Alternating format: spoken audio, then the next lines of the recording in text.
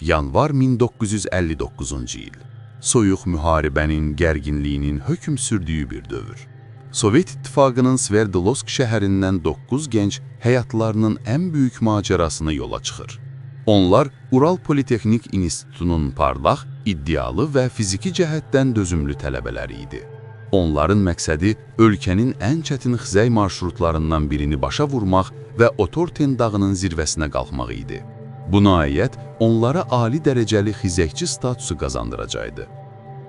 Qrupa 23 yaşlı təcrübəli bir tələbə Igor Dyatlov başçılıq edirdi. Onunla birlikdə gedənlər təkcə dost yox, həm də gələcəyi mühəndisləri idilər. Zinaida Kolmogorova, 22 yaşında, qrupun enerjili və əzimli üzvü. Lyudmila Dubinina, qrupun fotoqrafı. O, hadisənin ən dəhşətli, qeyri-mümkün zədələrini daşıyanlardan biri olacaqdı. Semyon Zolotoryov, qrupun ən yaşlısı, 38 yaşlı təcrübəli bir bələdçi. Onun səfərə son anda qoşulması bəzi nəzəriyyələrə görə sirli bir missiyanın tərkib hissəsi ola bilərdi. Bu 9 nəfər yanvarın 28-də sonuncu məskunlaşma yerindən yola çıxdı. Onların gündəlik qeydləri optimist idi. Zarafatlar, planlar, hətta kiçik səhvlərinə gülüş. Lakin heç kim bilmirdi ki, bu səyahət Ölüm Dağı adlanan Xolatçaxıl yamacında bitəcək. Fevralın 1-i axşamı. Qrup Xolatçaxıl yamacına çatır. Hava kəskin şəkildə pisləşir. Temperatur sıfırdan xeyli aşağı inir. Dyatlov hündür bir yamacda küləyin bilavasitə təsirinə məruz qalan bir yerdə sanki tələsərək düşərgə qurmağa qərar verir. Axşam yeməyi, isinmə, adi söhbətlər. Bütün bunlar qrupun çəkdiyi son foto şəkillərdə əks olunub. Lakin fotoaparatdakı son kadrlar qəfil panikanın anlarını əks etdirir. Qaranlıq, bulanıq, tələsik çəkilmiş kadrlar. Gecə təxminən saat 2-dən 3-ə keçən zaman naməlum bir hadisə baş verir. Çadırın içindəkilər qəfildən dəhşətli bir panika ilə hərəkət edirlər. Onlar çadırın çıxışını açmağa cəhd etmirlər. Əksinə, bıçaq və ya kəsici alətlərlə parça-parça cıraraq, çılpaq ayaqlarla dondurucu soyuğa qaçırlar. Bu, bir panika idi. Lakin onları mənfi 30 dərəcə soyuqda isti geyimlərini belə götürmədən qaçmağa vadar edən hansı dəhşət idi? Qrupun müəyyən edilmiş tarixdə geri qayıtmaması səbəbindən axtarışlar başlayır. Lakin hökumət laqeyd qalır və yalnız tələbələrin valideynlərinin israrlı təzyiqi ilə fevralın 20-sində geniş axtarışlar təşkil edilir. Fevralın 26-sı. Axtarış qrupu yamacın ortasında tərk edilmiş çadırı tapır.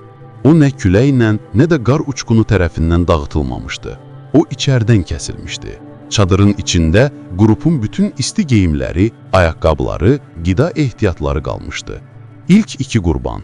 Çadırdan 500 metr aşağıda meşənin kənarında böyük bir şam ağacının altında Yuri Krivonishenko və Yuri Dorishenkonun cəsədləri tapılır. Onlar donmuşdu.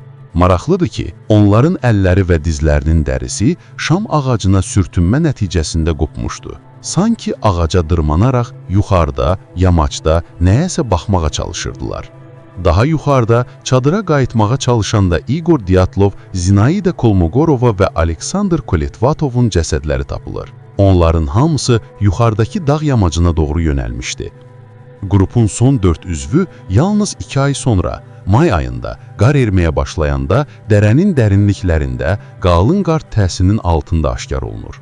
Məhz bu 4 cəsəd sirrin bütün parametrlərini dəyişir.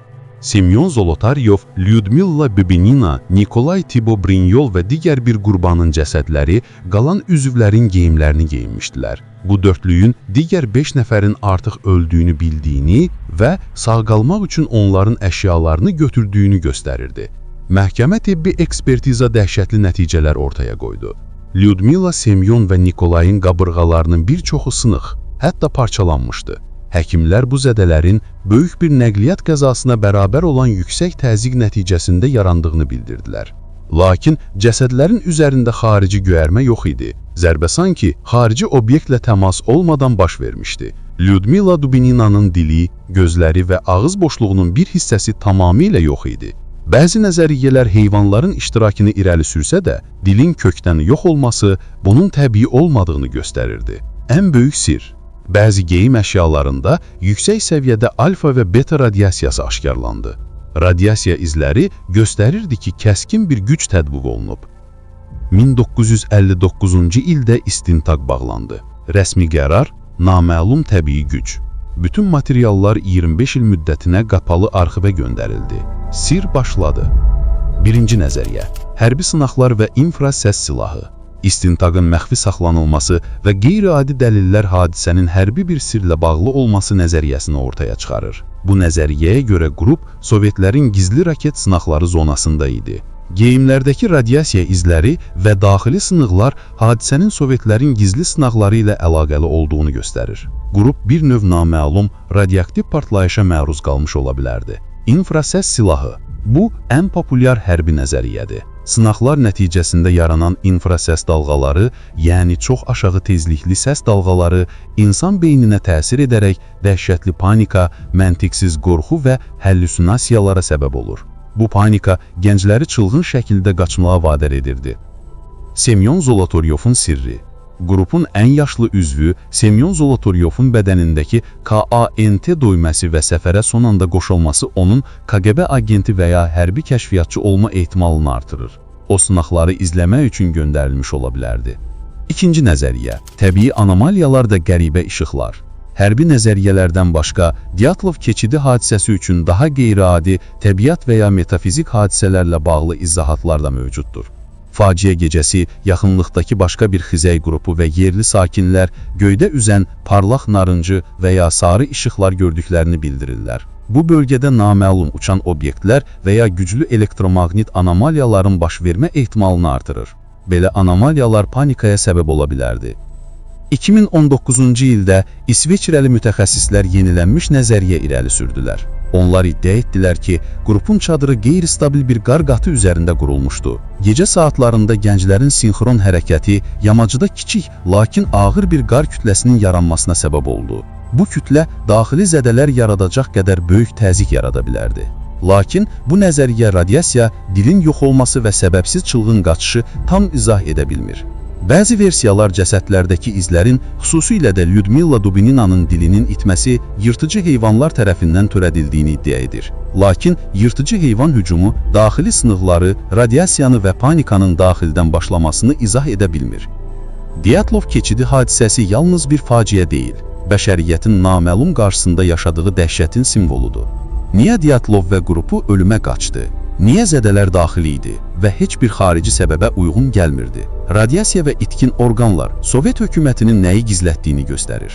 9 gənc Uralın qaranlıq qişində yoxa çıxdı. Onların son anları hələ də qapalı arşivlərin və dəhşətli nəzəriyyələrin içində kilitli qalıb. Bu, Dyatlov keçidinin əbədi sirridir. Siz hansı nəzəriyyəyə inanırsınız? Bu dəhşətli sirrin açarı hərdadır? Təbiətin amansız gücündə, hökumətin sınaqlarında, yoxsa ölüm dağının dərinliklərində gizlənən naməlum bir varlıqda? Fikirlərinizi rəylərdə bölüşün. Kanalımıza abunə olmağı və bu dərin təhlili dostlarınızla bölüşməyi unutmayın.